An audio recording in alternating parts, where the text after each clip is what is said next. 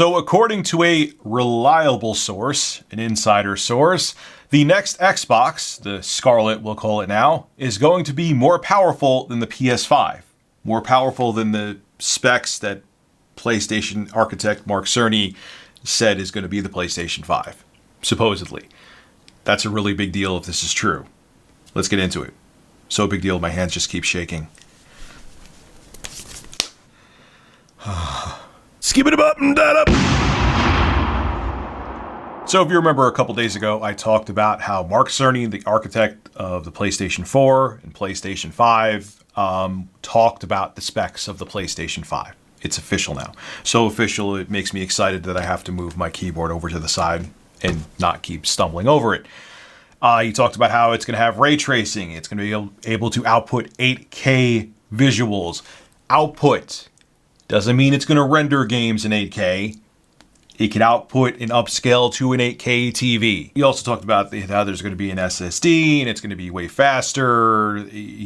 Mark Cerny used Spider-Man as an example. In Spider-Man, even on the PS4 Pro, due to the slower hard drive inside of it, if you wanted to fast travel somewhere in Manhattan, it would take about 15 seconds. On the PS5 dev kit hardware with the faster SSD and faster architecture, that same 15-second load time doesn't even take a second. It takes 0.8 seconds. So the PS5 seems really impressive. But according to Ainsley Bowden over at Seasoned Gaming, he actually has some inside sources over at Microsoft. They heard the specs from Sony, and they're saying that the high-end Xbox, the next Xbox, the Scarlet, is going to be even more powerful than what Mark Cerny said about the PS5, which is interesting. Now, Bowden says he has multiple insiders that told him that, yeah, we heard the specs of the PS5, the next high-end Xbox that's coming out is still going to be more advanced than what Sony said. Now, Bowden also backs up these inside sources saying, hey, they have been leaking accurate information for years,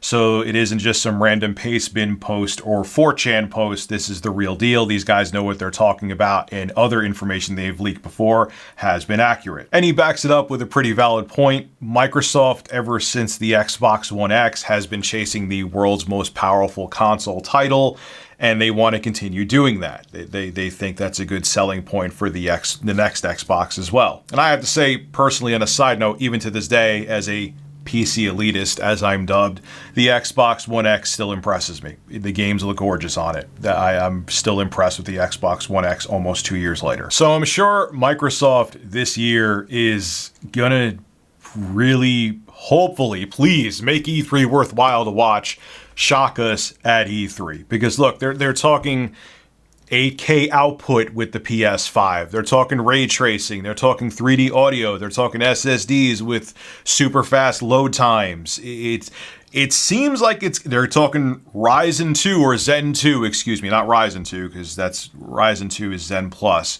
But Zen 2 architecture, the next gen Ryzen chips inside of the PlayStation 5. So it seems like it's going to be a beastly system. So I really want to see what Microsoft is going to come out with if this Ainsley Bowden is right and the next Xbox is going to be ahead of the PlayStation 5, because Mark Cerny's talking up some pretty beefy specs, so I'd love to see what Microsoft is bringing to the table. Now, the other thing that, of course, comes into question is the price. Now, Sony seems to be indirectly hinting, and other rumors keep saying that the PS5 is going to be $500.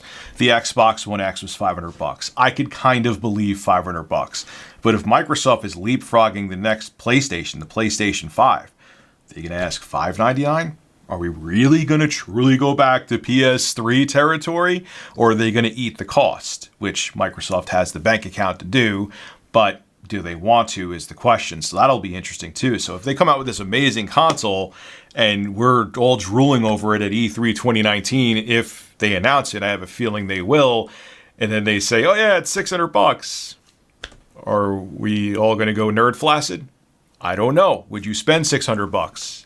You know, on the PC side of things, we're seeing things get pricier. If you want to be an enthusiast like I am, you're used to that. But console consumers, that's a high asking price, man. And I totally understand that. So it'll be interesting to see if there is, a huge performance gap between the PS5 and this next Xbox, how much Microsoft is going to ask, or if they're going to be willing to match the price of the next Xbox if it is more powerful than the PS5 and ask the probably $500 price point. Obviously, I can't guarantee that. I have no inside information on the price, but I have a feeling the PS5 is going to be $500. We'll have to wait and see. All I know is when we're on the eve of new consoles, we get a bunch of information. It's fun to speculate. Things get exciting. And these consoles from both Sony and Microsoft sound like they're going to be beasts. You know, we heard the rumors and specs for the PS4 and Xbox One. I wasn't really excited. This time around, it seems like they learned a lesson. They realized that the PS4 and Xbox One launched too underpowered, and it seems like they're making up with that with the PS5 and next Xbox. So that's good news, and next gen seems like it's going to be off to an awesome start. This is Rich of Review Tech USA signing out. Have a good one. Hey everybody, if you enjoyed this video, make sure you click the subscribe button. Also click the bell next to it to be notified of all of my uploads. And if you want to come check out my live streams, I have a second YouTube channel called RTU Streams where I'll be streaming there quite a bit starting in April. I'll have a link to that below in the description as well. Thank you for the continued support, and I'll see all of you in the next video.